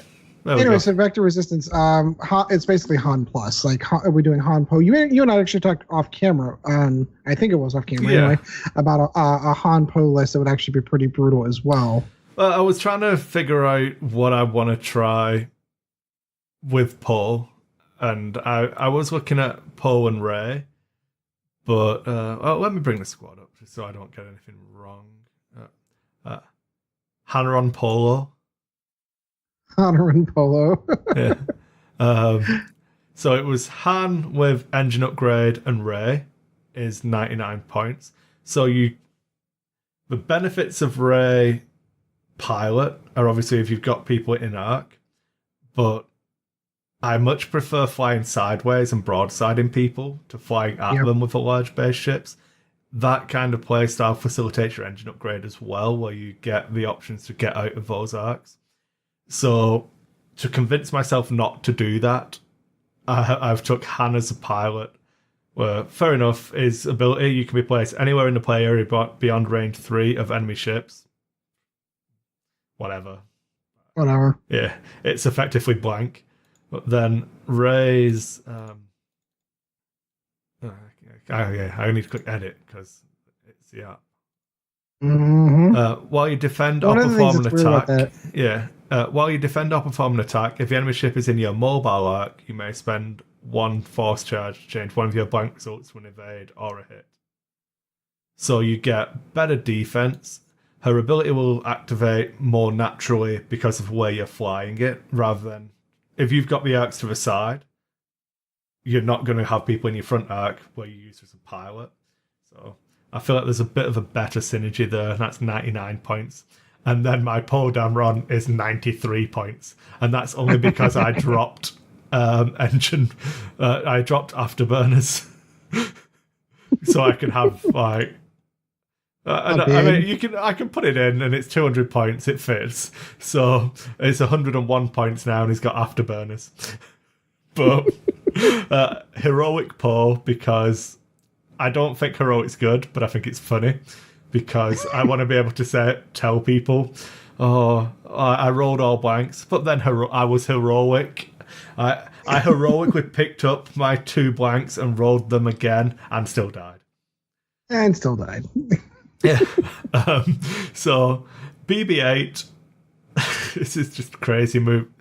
I was thinking about how much you could move. When we're talking about Supernatural Kylo, this is why Paul can bully him. So you've got BB-8, who has 2 charges. 2 charges. Before you execute a blue maneuver, you may spend 1 charge to perform a barrel roll or a boost action. Okay. So if I'm going to reveal a blue, I'll reveal the 3 straight. So I'll barrel roll. Then Paul will let me do a boost as a red action with his ability. So I can then boost. So I can barrel roll right, boost right, 3 straight. Then I can use black 1 as my actual action. Yep. To slam with a 3 hard. That's a lot. Yeah, you're only doing it once, but that stuff is some crazy repositioning. I'll do it probably once and then regret it because I lost me the game because I slammed off a table or something. But and then I've got heroic BB-8 black 1 pattern analyzer, so that if you do a red move, you can still perform 1 action, which just focus, keep yourself alive. Yeah, just need focus anyway. Yeah. Yeah, or reposition if it's going to dodge your arc, but whatever. Proton torpedoes, because they're only 9 points, as we discussed a couple of shows ago. Yeah, they're like infinitum with a red line. They're 2.5 points in old money for 2 torpedoes or whatever. Can't beat it. Oh yeah. They're just stupidly cheap. It's awesome. And then afterburners. So you need an extra reason to get boosts, and S-foils because it costs 0 points. Yeah. So two PS6 dodgy ships that you hope you don't get shot too much with. Sounds fair enough. What about your beloved scum? Obviously, we've got Boba being kind of the heavy hitter coming out of that. Fenn's still pretty good too, and you can squeeze both of them in the same list. But I've seen a bunch of stuff, but how... We are talking hyperspace here. We get into extended. There's a bunch of cool things that go in there. Payload gets in there. You start seeing more of the quad jumpers, things like that. But beyond that, it's almost like the list that you did for second edition is kind of like the it list for Boba. Boba doesn't really need a bid, so you can go when we originally spoke about him, and I think I did a list with 2 Skull Squadrons and Bubba. Was like my very first Bubba list. I think it sounds about something right. like that feels pretty good if you want to fly Bubba. He does keep access to Marauder and Handgunner, so you can just what's good in extended, so it'll be good in hyperspace, and that's obviously barring any stupid points changes. But the efficiency on Bubba's going to be good. The problem you're going to run into if you do that is that you're going to be flying against people who are trying to actively not play the game. And Bubba's strong when you get to play the game. When you get to be at range 1, shooting, people are rolling dice at you. If they're just using Paul or Kylo to just not fight, that's where you want to be looking at Fenn being pretty strong. I'm still convinced that the Lando's Falcon and Han has actually got some good value in there. Got some teeth to it, yeah. I was playing the meme list. Sorry. The list I was playing was very much like a meme style stupid list, but I think you can do something pretty decent with it. And then there's actually a lot of synergy in the mining guild ties as well, and they're pretty cheap. So some combination of Fangs and Mining Guild ties could actually be pretty good if you want to run multiple ships. They're not nearly as maneuverable as the in other versions of ties out there, and they don't have all the same tricks and fun, but they are cheap filler ships. Yeah, I think the 5 straight's red on these ones instead of white, and then that's pretty much it. Oh, I thought their tiles were more different than just that. Maybe No, I'm pretty sure it's only a red 5 straight. Yeah, it's that lack of the. It doesn't have all the solar panels. That's why it doesn't have the power to do it. Oh, now he's gonna pull them out. He's looking. I can't see it easily, so I'm just not gonna bother. If it was easy, I'd do it, but not if it takes effort. Oh. All right, so I've left the last two for these last two for last for a very specific reason, because I feel like of the 5 factions, these are the two that are kind of the weakest, genuinely in the meta. We'll go with my beloved Empire. Outside of Supernatural Vader, I don't know what else is good with him. I showed you. So I don't know what you think about this one, Chad, but I think Supernatural Vader's actually a trap. Yep. What do you think about, like, Vader, so you could run into a potential to run out of force with Vader, so maybe hate Vader. So when you're taking damage, you're getting that many force points back. And just fire control system and just brawl with him. Yeah. You're not looking to, like, I don't care about getting him to the end game to, like, be my high points ship at the end. What I care about is punching you in the face as hard as I can and you not getting back up. Yeah, that's how Chad flies him. Yeah, like, I think that's where Vader would come into his own. Because the chassis doesn't have it. Like, you don't have a boost. Afterburners is expensive, and I can't see it getting cheaper in January. But Vader just taking hate and fire control system and nothing else. How many points is that now? I love having the app. It's so good. Right at your fingertips. I mean, it does kind of ruin the flow of the show, but hey ho. Like there was a flow to begin with. True. Hate 3 points. Okay, so 76 points for that Vader leaves you a lot of points to actually, like, you can get a good Reaper and some strikers in there and just, like, punch. Literally, you just punch people in the face. Look at that, I'm initiative 6. I don't actually care, I'll just chase you. Whatever. Yep. And, like, Vader's gonna be tight lock focused every turn and just whatever, man. Do what you want. No, I wouldn't even put missiles at him. Keep him cheap because you want him to. He's gonna go down. But yeah, I think that is. I'm reluctant to say better, but perfectly viable. No, I would agree with that. All right, so getting down to Duchess. Duchess is Duchess is actually Chad's. You've done. Do you want to talk about Pure Select, Chad? I'm assuming you've used him a bit. Yeah, I do use him pretty good. Like we said earlier, the game me and Ed played, I had outmaneuver and shield upgrade on him. I think Ed did pop the shield that was on him, but never got any damage cards to go. Damage through. So I was able to keep his ability going a little bit longer with the maneuverability of the advanced aileron and just the dial on that ship. I mean, you can easily put outmaneuver on there and be outside of, most people's firing arcs who are a lesser, initiative. Even some who are a higher initiative, as I showed Ed. Mm-hmm. It's like, oh, look, your Vader is sitting in between my 2 ships with outmaneuver. Good luck. Yep. And it worked. It worked, yeah. I mean, I enjoy Pure Sabak because he gets the extra die temporarily. It's kind of like back in first edition with, stealth device, where you got that extra die temporarily, I kind of like that. So, I mean, I make Pure Sabak work. The Reaper, I think, it's a good ship and everything, so I like using it. It's a little bit bigger version of the striker, but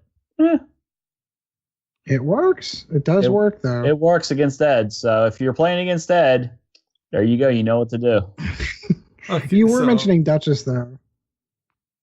Let's have a look. You could do, which one's the offensive Reaper? Why you defense? Not that one. Why you perform? So Major Vermeil. Yeah. Yep, that'd be the one. That's the one I was using against Ed. Yep. Yeah. I don't know. So we'll go Krennic and Tactical Officer. Maybe? I don't know. Ooh. Krennic, Tactical Officer. And then give it, I don't know, what skill do you want? Maybe. Wait, what did you have on him? You had outmaneuver. No, you didn't have outmaneuver on the. Yeah, you had outmaneuver on it. Yes, I did. I don't know. I don't know that you really need anything on him at that point. So at 186 points, you've got that Vader, Pure Sabak with Duke and Shield upgrade. Because you can coordinate onto him a focus, so you can have a Duke focus shot with it with Pure Sabak at range 1, rolling 5 dice. So you put slicers on him though too, didn't you, Chet? That was instead of Krennic, I think. Yeah, I was gonna do that because it was pointed out that the jam tokens go away at the end of the turn. Yeah, correct. So then that's why I looked into, after the game was over, I looked into putting the ISB slicer on him. But I don't know. I mean, Juke's not a bad upgrade for Pure Sabak, but I think Outmaneuver, is just as effective because, I mean, with Outmaneuver, you're going to eliminate a die completely, but you have to be outside their firing arc, whereas Juke, if you're jousting them, you're pretty much going to get Juke, but more than likely they're going to hang on to that focus just for when you fire at them with Juke. So, which is fine, because it means he didn't spend it while Plato was punching him in the face. Mm-hmm. That's true. So one of the things that came into a conversation about Wedge, which pretty much is like Outmaneuver, is that the dice that Wedge took away might have been the blank anyway. So you don't know how it's one of those it sits in a weird space where you don't know how effective it is. Yeah, you can do the math, but I don't really enjoy when it comes to dice rolling math. I don't really enjoy looking at it because each roll's independent. So you can go. So that first game I played where I rolled 4 lots of blanks on 4 green dice in 4 dice rolls. And that's why if you do the math of the likelihood of them happening in that order, it's astronomical. But each die roll was independent of each other, so it doesn't matter. In all of the dice rolled all in the world, that it was going to happen at some point. It's, you know what I mean? So that's why I hate doing super in-depth math on not even super, just the math of the dice rolls are good to know to make your decision, but when you get into a moment of physically rolling those dice, if they don't come up, that's fine because it's still dice. So that's where I personally prefer Duke, or if you're gonna be taking the evade, which I think's decent on Sabak because you're trying to protect your damage anyway to keep your ability up. And can get the focus from Vermeil coordinating because Sabak's going to be the target anyway. It makes Pure Sabak bigs and also helps punch them in the face. And if they're rolling 3 dice and they roll 2 blanks and 1, the chances are the dice you would have taken away would have been one of the blanks. So then Duke's better. Maybe. Possibly. I've convinced myself there, so it must be right. So it must be right. But yeah, and it's cheaper. But not that points is an issue in this build at the minute. We're at 86 points, and I don't know what else to do. Well, what else? You had mentioned Duchess before. What else would you be putting on her? If you decided to go her route as opposed to. So Duchess, I really like. So again, Chad, you've been flying the Striker, and I heard you like the ailerons and stuff. The pre-dial options and stuff. I like it. I know with Ed, it's definitely a big thing, but I've noticed other people too. They'll sit there and they'll take longer to try and figure out exactly what I'm doing because I've got that extra like 3 little things I can do before I do my move. Mm-hmm. That's one of the things that really attracted me to the Phantoms back in the day.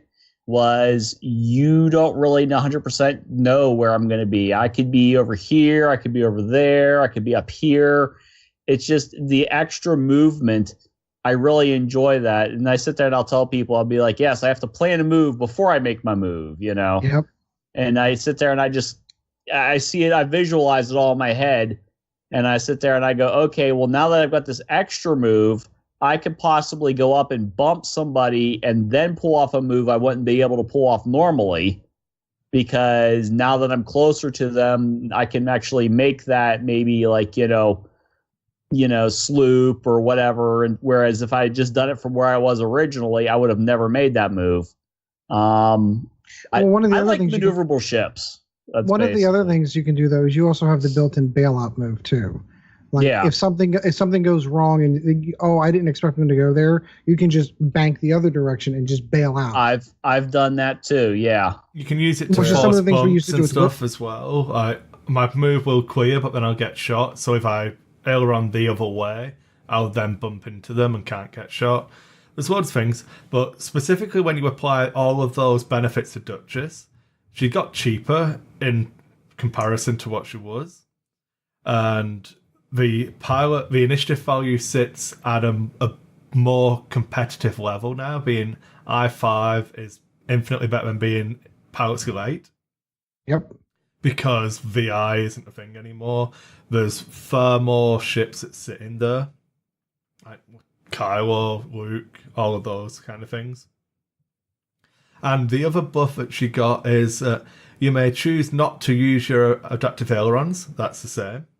You may use them even while stressed, is what got added, which loads of people don't even think about. Because the dial on the Striker is terrible and slow if you don't have your ailerons. And switching the ailerons off is actually a really, really strong tactic against them. But Duchess can just ignore it. You always have that option of doing it or not. So that actually makes it like having advanced sensors, boost barrel roll type thing. There's so much you can do with it. I really think that there's a lot of value there. She's not going to hit as hard as a pure Sabak. She's not going to be as tanky as a Countdown. But you've got the options to make her harder to fly against and give your opponent headaches. So I think there's a lot of value in there. And she's 42 points compared to 44. Outmaneuver Duchess is the same price as Duke pure Sabak. Yeah. Yeah, definitely. I mean, if you're definitely, somebody who likes to, really, really do all the outmaneuvering and everything like that, with a ship, then Duchess is definitely the way to go. I've got a bit of my 40K tendency still in me where I like to play Corn Berserkers, like to get in there, I like to bash you in the face, and I can fly the ships really well, so I combine, basically an alpha strike with maneuverability as much as possible. And that's why I run pure Sabak, because it's got maneuverability, it's got the punch you in the face aspect. It's just, kind of how my play style's developed.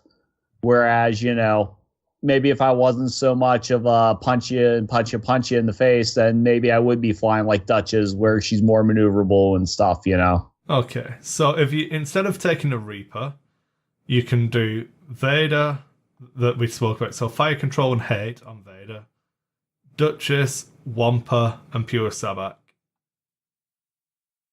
So it's that funny gives that you went the because that's the same list points. I'm sitting here building. You've got 8 points left to put stuff on people if you want to. And I wouldn't be scared of taking a 200 point no bid at all with this list. If someone outbids you, that's fine. My Vader was just going to sit in front of you and trade punches anyway. So So in your list, did you have Duchess and Pure Sabak naked? At the moment, they are. I've not put too much thought into whether I would want what I'd spend 8 points on, whether I'd want upgrades. I feel like on Duchess, for example, or having maybe Duke and Duke, maybe no. I'd definitely put. I don't know. I'd be tempted to leave them all naked actually and take a bid. Because you've got Duchess as well, you'll benefit from that. Because the choice then, if they shoot at Pure Sabak to try and put damage on, they've not shot Wampa, so Wampa's a 3 dice attack. Correct. If they shoot at Wampa, it's one less chance to put damage on Pure Sabak. And with this wish, you wouldn't fly them in formation at people. We'd all be coming in from different angles. So yeah, I don't know. I think there's choices there, and that's if you want to go Duchy. Right, if you're happy to go just unnamed pilots, you can probably get. It doesn't quite fit. Yeah, 4 of them. Yeah, I tried that. Yeah, I definitely think strikers are the way to go if you're gonna just take that style of Vader, though, just because of the extra attack die.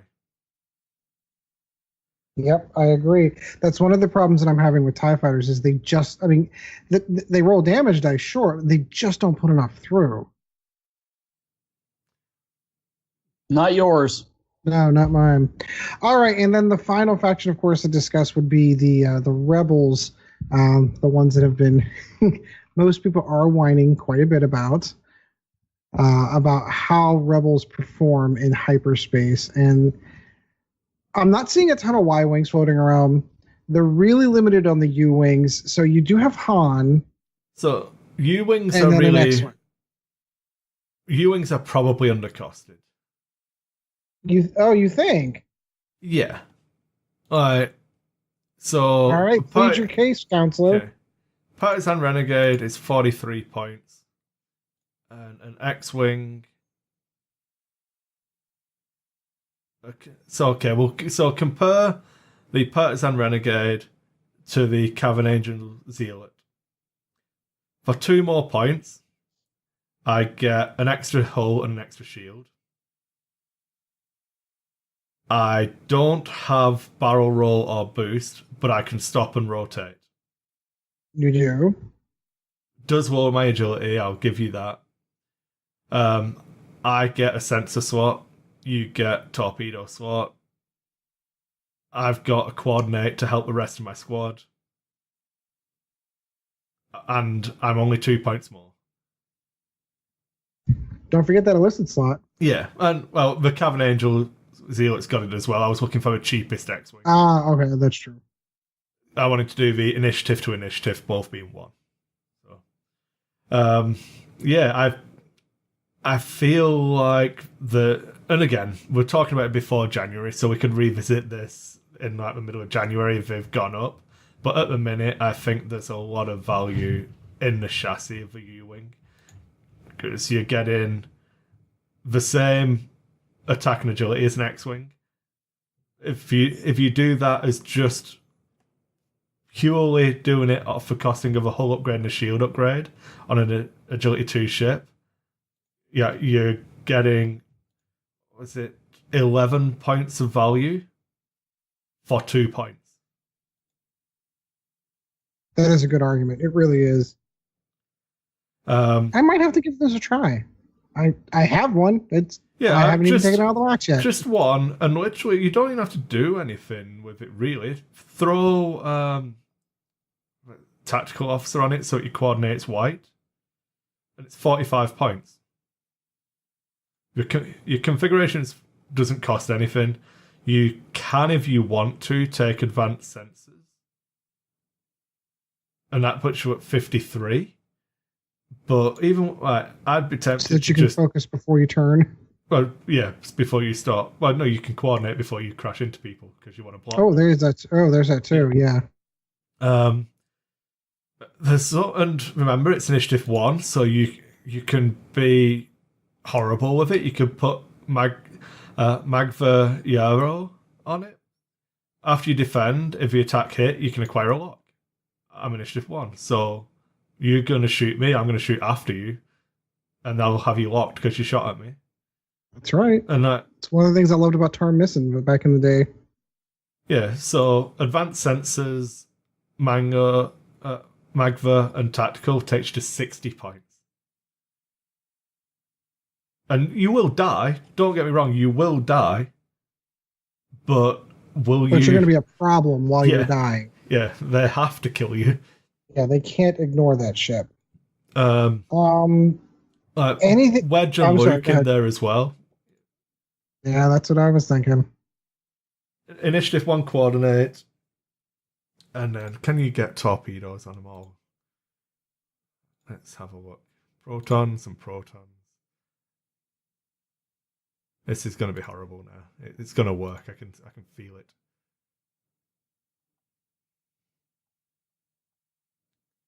Yeah, so that U-wing with Wedge with protons and Luke with protons is 192 points. Again, you've got 8 points left. Luke, you can do some stuff with him. I don't know that I would necessarily need anything outside of that. 71 points for that Luke. Use him in the same way as that Vader we spoke about. Mm-hmm. You've got double modded torps every time without coordinating onto him. So you coordinate onto Wedge for focus. He moves last, gets his target lock, so he's got double modded torp. Luke just moves and target locks. He's got 2 force charges for his shot, so it's almost double modded. You spend both of them, they shoot at him, he gets one back. So, and you've got an 8-point bid. Done, sold. Not bad, not bad. In fact, screw it. We're going to take off Magva because it's excessive. And now, would you look at that? I've got enough for Supernatural and a 3-point bid. Ooh. Who knew? Who knew? So yeah, I wouldn't write off a U-Wing.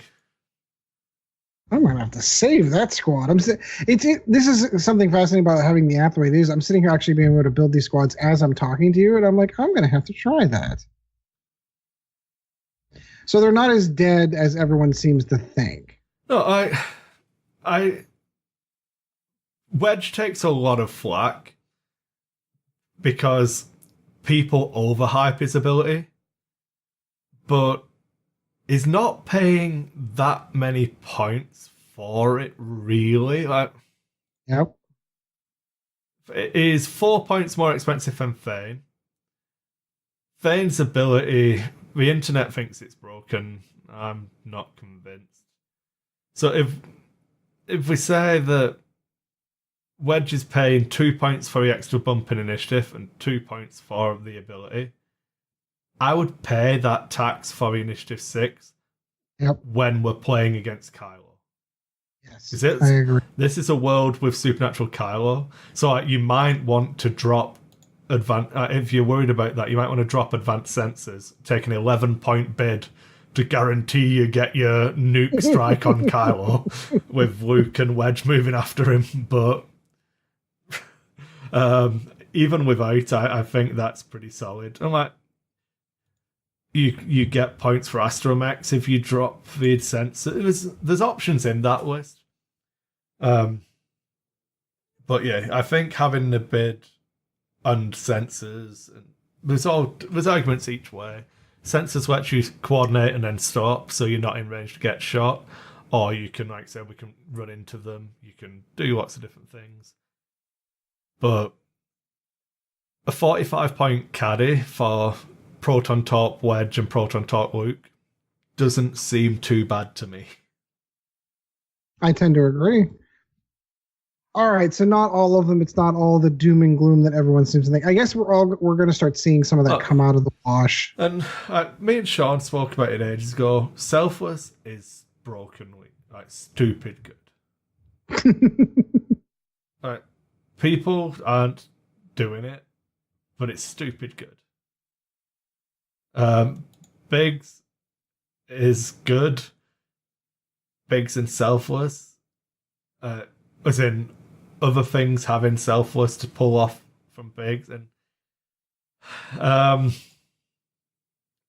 there's nothing like, what are you going to do? If you roll a crit, are you going to spend your target lot to re-roll it in the hopes that it becomes a hit? Fair enough. Not every shot is going to have a crit in it, but it costs 1 point to ruin your opponent's focus fire. How often, when we used to talk about flying swarms, and we talk about breaking off a ship so that we can't focus fire, what about if you could stay in formation, keep shooting at full effect, and ruin their focus fire for a point? Right? Selfless is good, people just aren't taking it. Interesting. It's like aside from... No, that's probably the first one of the quote unquote faction specific talents that we've really kind of like focused in on. Yeah, I don't. Ruthless is interesting. Fearless is good on specific ships. Take Fearless on your Fang Fighters and Profit. It's fine. It's like winning. Because you probably do. So Fearless. Heroic is just for the anecdotes you get to talk about afterwards. Like, you will think that Heroic is better than it is because all of the times you didn't roll all blanks, your mind erases from your memory because that's how your memory works. And then Fanatical's awesome. Yeah. Fanatical Quick Draw is funny, by the way. So if I shoot Quick Draw, he's going to shoot me back. So the best thing to do is not shoot him. Okay. What about if you shot me and took my shields, I then got to turn a focus to a crit? That's even more reasons not to shoot me. And you know what happens if you don't shoot me for the entire game? That giant bid I was talking about earlier gets added to my points. It's staying there. Yeah. Fanatical's so funny. It's so good. I really like it. It's 2 points. It could probably be 3 and still be good. All right, so I think that's going to cover it for this one. I'm actually a little overtime because I was hoping to go to bed early because I was up at 5 a.m. to go to work this morning. So, boo-hoo. I know. So we're going to go ahead and close out the show right after this. I find your lack of faith disturbing. All right, so that is going to do it for episode 13, The Death of Second Edition. This has been fun. I'm really looking forward to next week's show to kind of get Sean on to kind of get his opinion on some of this stuff. But we do have a few things, obviously, we need to cover. First of all, I'd like to say goodbye to my good friend, Chad. Thank you so much for joining us today, Chad. Oh, thanks, everybody. Just want to... do you want me to go ahead through all the stuff, or did you want to do the questions? We'll do the questions first, and then... Do the questions. That's right. I forgot we always had questions, man. I apologize.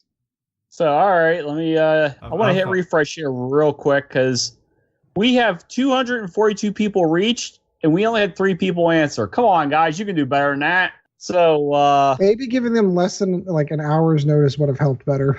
It's kind of like it's my fault, but... He posted that 2 hours ago. And we, like I said, we reached 242 people, and only 3 actually stepped up. I mean... Anyhow, so Matthew Budney asked, favorite Wave 2 theory crafted lists? I think we talked Supernatural Kylo to death. Yeah, I think we kind of did answer that one pretty. That is easily my favorite list. Entire episode. That is easily my favorite list. I think that it's definitely going to be the first one that I try coming out of the box just to see how bad it is. I was like Chad. He and I both played Whisper to death whenever Whisper was a big thing, and I am feeling kind of missing a ship that is that maneuverable in the game, and with perfect knowledge of knowing where every ship on the table is already moved to. Do you feel like there's nothing pressing underneath your armpits, like those crutches? Maybe. I may need something to help stand me up to start getting me back into relatively good X-Wing play. So yeah, you are old. You could use a walker. Hey, I'm almost there. Yeah, that's what I'm saying. complete side note. Took the kids to professional wrestling in West Newton over the weekend. It was fans bring the weapons night. So like there were people that were bringing crutches and walkers. There was some dude in there that brought like fluorescent light tubes and stuff. It was crazy. It was pretty fun. So I would have shown up with a prosthetic leg just to throw it into the ring. Somebody and have everybody question it. Somebody did. So somebody took that. So if I could recommend a good time and good for the kids, take them to someone from the audience. Yeah. Independent League Wrestling. Boy, was that interesting. Anyway, come on, continue. So, wait, anybody else have any other lists beyond that? I mean, obviously, we talked about the Kylo list seems to be the star of the show for this one. He wants Wave 2 specific, so I kind of like that Vader we were talking about, and the Rebel one seems pretty fun. For Resistance, we didn't really cover it, but I do think you can do some fun with A-Wings because they've got 2 talent slots. So I was joking about take all of the ones that've got 2 pilot talents. You can take Heroic and Predator. So that when you roll, so you've got your 2 attack dice. When you roll a hit and a miss, you can Predator to roll your hit into a miss.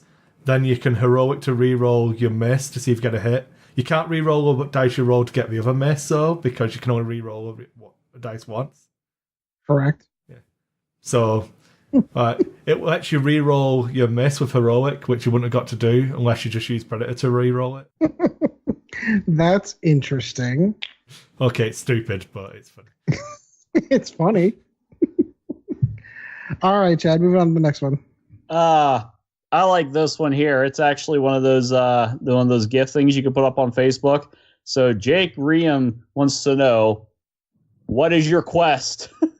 What is your quest? What is your quest? Okay. My quest is to get better at X-Wing, to play more games and get better. That is my quest. Your quest should be to know that I said Kris, not Ed. To listen better. I missed that. I've got, you can't see it behind me. This box here is the A Song of Ice and Fire miniatures game. And that is they're all the core stuff with the Starks and Lannisters are on the bookshelf at the back, but that's the Night's Watch stuff. And I really want to do some painting on them, but I'm super busy with. We've started a Tale of 4 Gamers thing at the store, so I'm trying to hammer out these stupid Night Haunt stuff, and I really want to be doing that. So that is one. Is that FFG as well? No, I know they have the license. That's cool. No, FFG have the license for a Game of Thrones. This is A Song of Ice and Fire. So they sub-license it out that way. Yeah, this is Cool Mini or not. Oh, okay, cool. So my quest is to see if I can fly out to the Crate Cup 4 in North Carolina that the Carolina Crates are doing, just so I can play a game of The Song of Ice and Fire with Name and Chambi. I'm not going to take any X-Wing. I'm just going to go and play. I'll help them judge or record or do some content or something and just play A Song of Ice and Fire. So that's my quest. You said it's like 6 and 7 fantasy, so is it like rank and file trooping, kind of like the same thing? It's very low fantasy, so it's not like loads of magic and stuff like that. It's true to law, but the movement's super simple. You get to pivot before, move straight, pivot at the end. If you're charging, you can't pivot before. Everything's got like fixed movement. You can double it if you're marching, but it's really elegant. But was pretty cool. And you've got like Cersei Lannister. There's a non-combat board, so you do alternating activations. So if you've got like 5 units on the table and a non-combat unit, you can activate the non-combat unit at the start. And if you take like the maneuverability one, you get to do a free move with one of your units. So I was like sending one unit charging up the field really quickly, and then the next turn I managed to claim the combat one, so I got to do a free attack with a unit that's in combat, so you get to attack twice with that unit. But There's only 5 areas, so if you take 5 non-combat units and play them all before your opponent plays any, if they can't use any, and It was pretty interesting. Darn. Yeah, I liked it. D6 based? Yeah. So similar, like weapon skill, ballistic skill kind of a concept is how you're hitting it? Same. Even like modern 40k where it just tells you 4+, 5+, 3+ type thing. No like math to do, no rule of 7. No roll of 7 to roll. Oh, I was really good at that. Yeah, I can count to 7. Chad, what is your quest? Or is that just Kris specific? No, it was to all of us. Oh. No, it was to all of us. I was going to start with Kris, but you jumped in front of him. That's why I was like, sorry. Well, I'm sticking with mine. My quest is to make fun of Ed and corrupt his children. Too late. And I'm doing a very well job of it. Have I ever shared the camping story on air? Have I ever mentioned that? We went camping. There is a dark park in northern Pennsylvania. I'm really into astronomy. Whenever I'm not doing geeky gaming stuff here, I'm doing geeky stuff at home. And there is a dark park in northern Pennsylvania. And a dark park is something where there is zero light pollution, so you get to see all of the stars capable. It's fantastic. You can actually see the Milky Way swath right through the night sky. It's amazing. And we were building a campfire that night, and we may have gone a little overboard and may have added a whole bunch of wood and got a really, really big fire. And one of my youngest children, my youngest son, walked up to me and says, "Dad, you better be careful. Chad might show up." Because I was summoning Chad. I thought that was cute. Anyway, it was funny at the time. It was. Final question. So lastly, we got good old Zach Matthews here wants to know, what's your favorite forum or Facebook dumpster fire from 2018? Okay. We'll keep it X-Wing related, I suppose, because we've already gone on off topic quite a lot.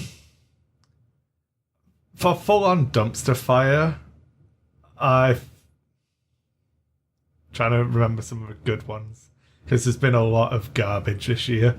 I'll just do a personal one for me. It was when my Rule of 11 article came out, I got flack for stealing the idea of a Rule of 11 from the guy who did the X-Wing Tips and Tactics YouTube channel. Yeah, where he only did like 11 videos or something and then just kind of like dropped off. Yeah. And I was like, well, the article I wrote had to be about jousting and flanking, so a Rule of 11, because that was my brief. And the guy who did the article who did the YouTube stuff, didn't invent Rule of 11 either. It was picked up in playtesting. Like, was people who were in playtesting knew about it. It's a fundamental part of the game. But yeah, one guy was convinced that I was a charlatan and should have credited my sources, and that was a bit of a dumpster fire.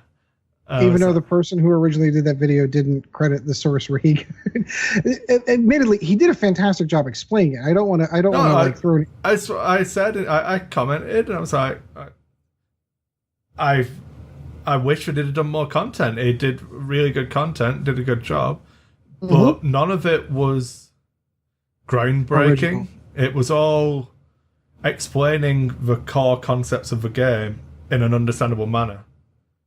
In a visual manner. Yeah, which is what all content creators strive to do, I think. I don't know. But yeah, that was my my favourite dumpster fire, because it was all about me. So my favorite dumpster fire had to have been when 2nd edition was announced. Holy crap.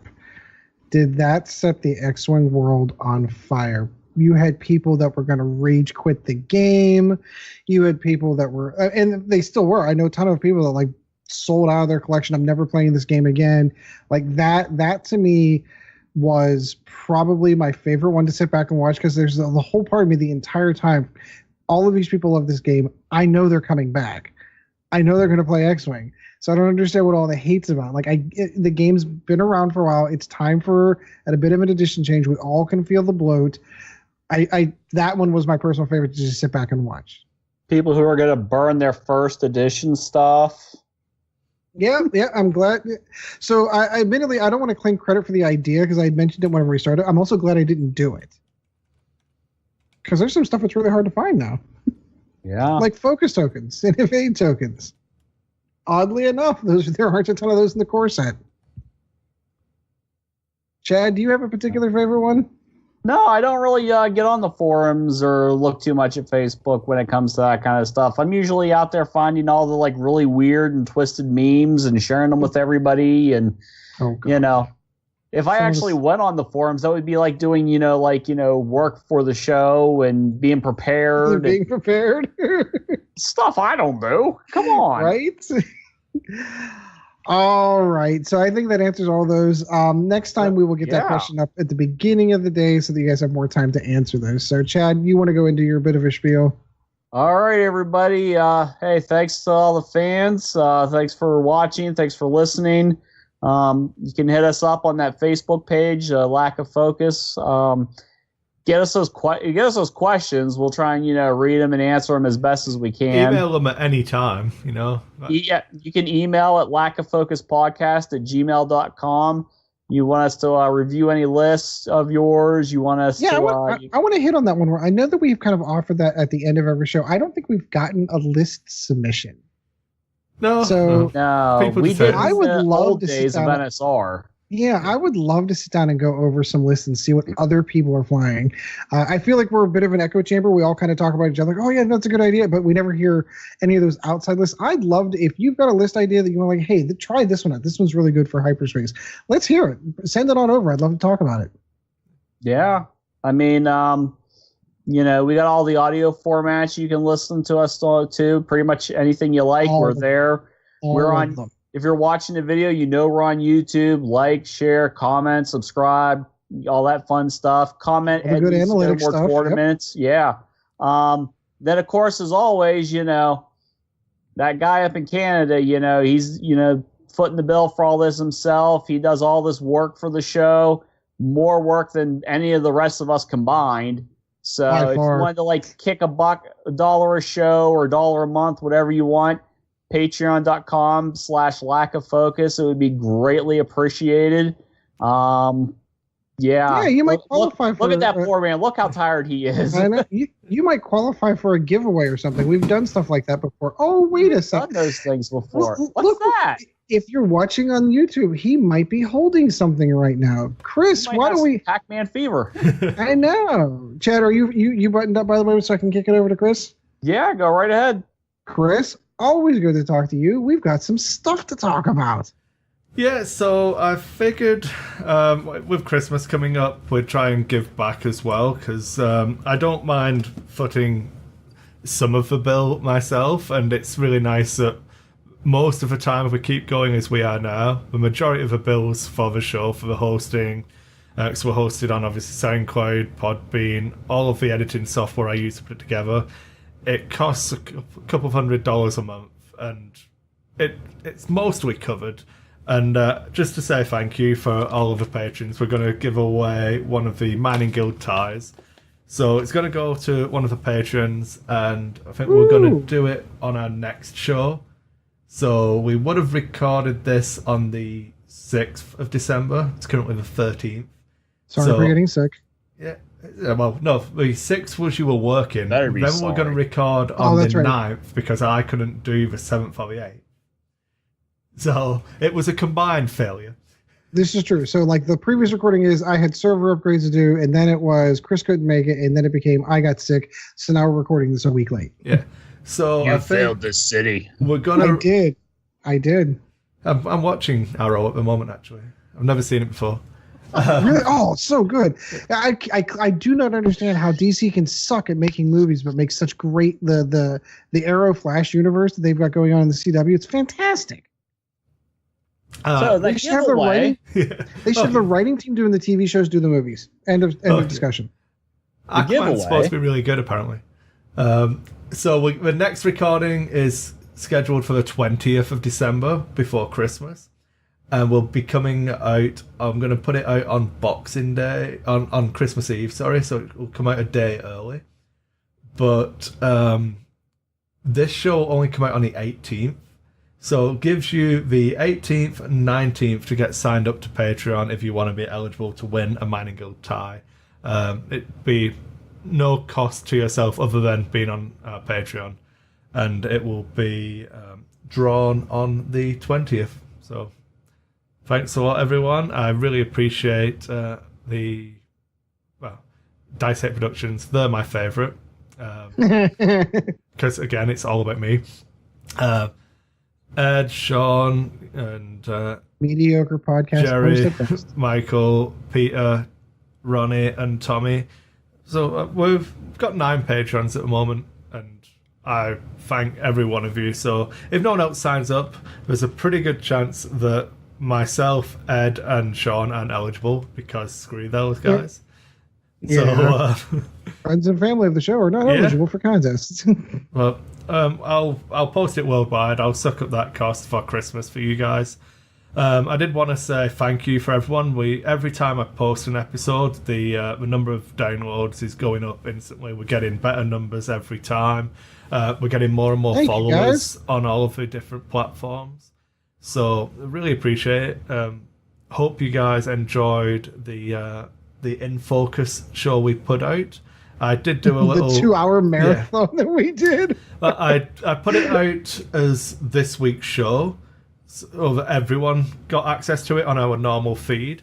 Oh, that was nice of you. Well, because we were late, I didn't want them to miss out. I didn't even charge the patrons for it at all or anything. They got a free show. Good call. And that kind of content is going to be on our Patreon page. You've got to go to it to listen to it. It's a little bit more effort. But if you guys like it, give us a feedback. If you want more of that kind of stuff to come through the normal feed, we can work it out. I'll have to open discussions with our Patreons. Obviously, that's one of the advantages they get. But if you want more of that style of content, just let us know. And like I said, we're open to feedback, and it doesn't even go back to dials or anything. It's lackoffocuspodcast@gmail.com. Send us feedback on how you want us to do it, any improvements or people you want on the show. Ed going to tournaments. Yeah. But no, bring back Bob.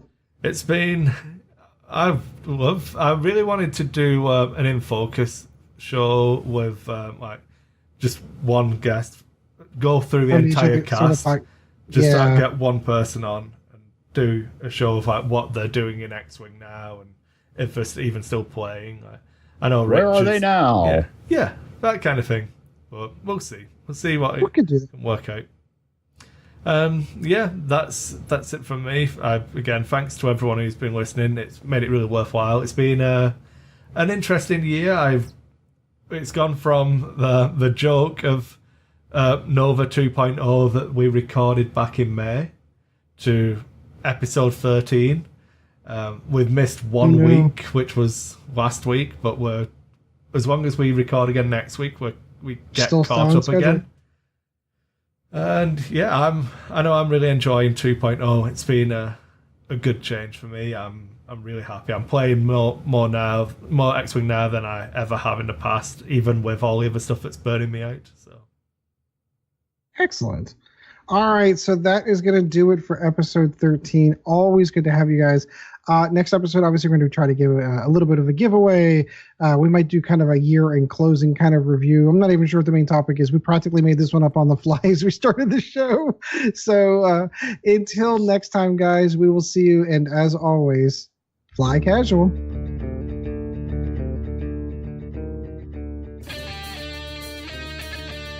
Thank you once again for joining the Lack of Focus X-Wing podcast. Check out Dice Hate Productions for all of the latest episodes, and we'll be looking forward to seeing you again next episode.